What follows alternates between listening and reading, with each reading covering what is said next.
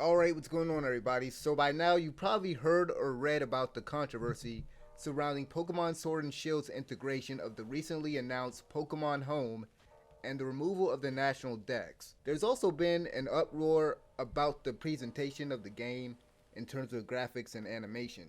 I've seen several videos on these issues fans have, and I wanted to give my 2 cents regarding the situation. I can't believe I have to do this, but I'm gonna have to side with Game Freak on this one. Please hear me out on this one. I believe I offer a unique perspective on the situation given my history with the franchise and the fact that I've been developing games myself for the last few years. The first thing I want to address is the national dex situation. It was announced at E3 weeks ago that certain Pokemon from other regions won't be transferable to Sword and Shield. The Pokemon that are transferable must be available in the Galar region. In my opinion, the exclusion of certain Pokemon outside of the Galar region is completely okay.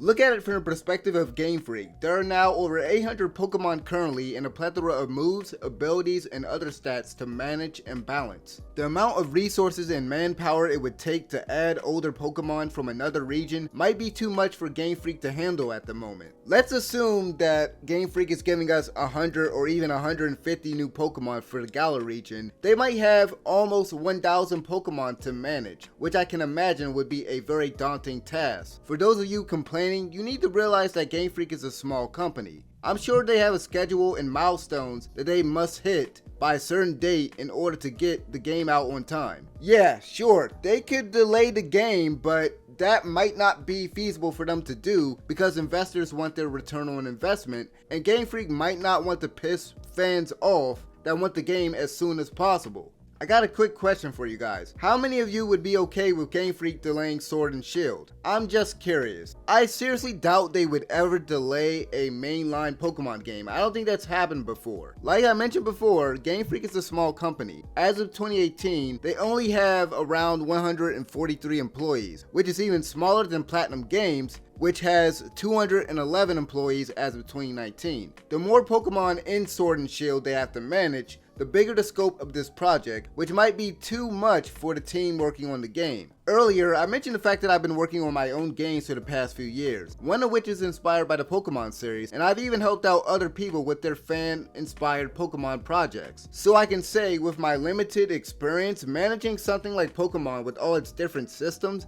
is a lot, even with the team of experienced developers. Anyone crying about Sword and Shield needs to realize the position Game Freak is currently in as a company and their direction moving forward. Game Freak stated back in May that they want to prioritize the development of original IP, which is a smart business decision because you don't want to put all your eggs in one basket. They can't just rely on Pokemon, even if it is a money-making machine. We already know of one game that they have in development that was revealed in a Nintendo Direct last year called The Town. We don't know how big either team is for The Town and Pokemon Sword and Shield, and I can imagine they probably have another Let's Go game in early development, knowing them. Since I mentioned The Town, let me address the complaint about the graphics and overall presentation. To the people calling Game Freak lazy, please shut up. Seriously, where was all this energy the last few years with the Pokemon games on the 3DS? By now, you've probably seen comparisons between the new Pokemon game and The Town, or people crying about the animations not being any better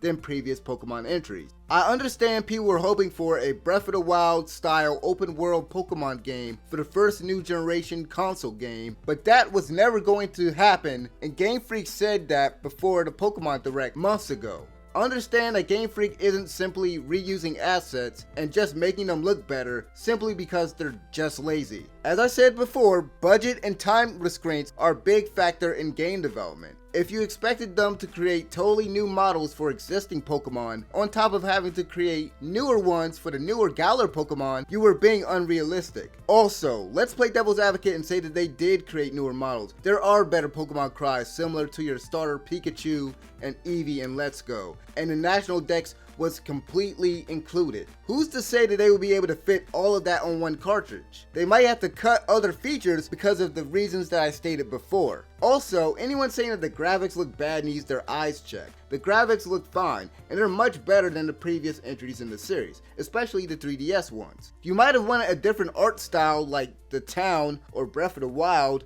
or that Yokai Watch game, but they obviously stuck to a similar one as Let's Go, most likely for the reasons that I've already given. So I'll close the video out by saying that Game Freak deserves more credit than fans are giving them currently at the moment. I understand you guys have a emotional attachment to the Pokemon that you've raised throughout all these years, and that the promise of Pokemon Home was to be able to bring the Pokemon that you've raised in other games and bring that into Pokemon Sword and Shield. Now I understand that you guys just going into Pokemon Sword and Shield we're expecting something a lot bigger, but you have to be realistic about things, and you also have to look at it from a different perspective. This is the first core Pokemon game on a console, so there are a lot of challenges that Game Freak likely had to face in designing this game. This is the first time that Game Freak is making a game of this scale. This game is way bigger than Pokemon Let's Go Pikachu and Eevee, so there was bound to be some limitations. People seem to be forgetting that this game is also adding a host of new features such as the wild area, Dynamaxing, and raid battles that the developers must balance. The only thing that I can say to kind of offer you guys a bit of hope is that maybe in the next game they can find a way to add all of the Pokemon in there. Maybe you'll have the full complete national dex, but like I said, that is something that's going to take time and resources, and they might not have had the time to do it. They might have not had the budget to do it. They might have not had the resources and the manpower to do it. It's kind of ironic, because I was just thinking about this. It's kind of ironic that there are people out here complaining about there not being the full national dex, but these same people complain that there's too much of Gen 1 in a lot of the newer games. So I find that kind of ironic. Y'all mad because all the other Pokemon in the other generations, you know, a lot of those Pokemon are not going to be in Sword and Shield, but then y'all get mad when there's like Gen 1 or Gen 2, like there's not enough representation of the other gens in the other games. Maybe it's just me, I just kind of find that kind of ironic and kind of hypocritical, but yeah, I mean, for me, I don't think it's a big deal for me personally, but I can understand it from other people's perspective. Hope you guys enjoyed listening to this video. If you agree, feel free to hit the like button, subscribe and everything, and I'll see you guys next time. This has been Fear No Hate. I'm out of here. Peace.